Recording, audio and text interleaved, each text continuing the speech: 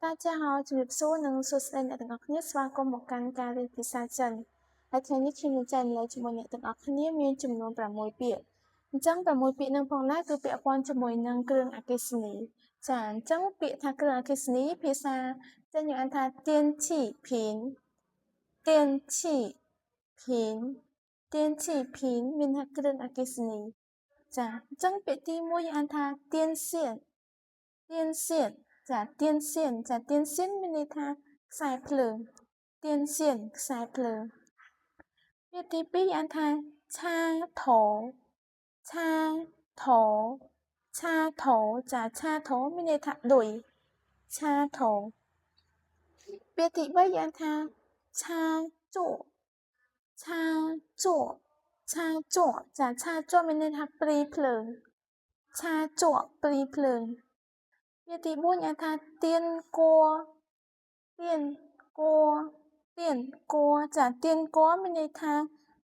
ឆ្នាំងអគ្គិសនីឆ្នាំងណាំបាយឬក៏ឆ្នាំងអីដែលពាក់ព័ន្ធជាមួយនឹងការដោតភ្លើងចាអញ្ចឹងប្រភេទឆ្នាំងអគ្គិសនីពាក្យទី5អានថាទៀនឈឺទៀនឈឺទៀនឈឺមានន័យថាថ្មទៀនឈឺថ្មដូច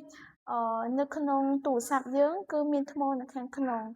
ឬមួយក៏តេឡេហើយមានថ្មខាងក្នុងអញ្ចឹងថ្មប្រភេទហ្នឹងគេហៅថាទៀនឈឺចាទៀនឈឺថ្មពាក្យទី6យ៉ាងថាឡាប៉ាឡាប៉ាឡាប៉ាចាបាក់ឡាប៉ាឡាប៉ាបាក់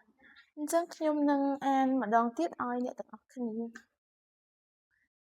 ចាពាក្យទី1ទៀនសៀនខ្សែភ្លើងទៀនសៀនខ្សែភ្លើងចាទៀនមានន័យថាអគ្គិសនីសៀនមានន័យថាខ្សែអញ្ចឹងទៀនសៀន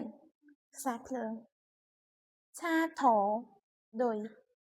ឆាជក់ព្រីភ្លើងទៀនគួ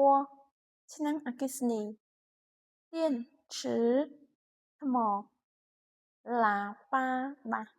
អញ្ចឹងថ្ងៃនេះខ្ញុំចែករំលែកជាមួយនឹងអ្នកទាំងអស់គ្នាត្រឹមប៉ុណ្ណឹងហើយបើសិនមកមានពាក្យណាអត់យល់អាច comment នៅខាងក្រោមបាន谢谢អរគុណ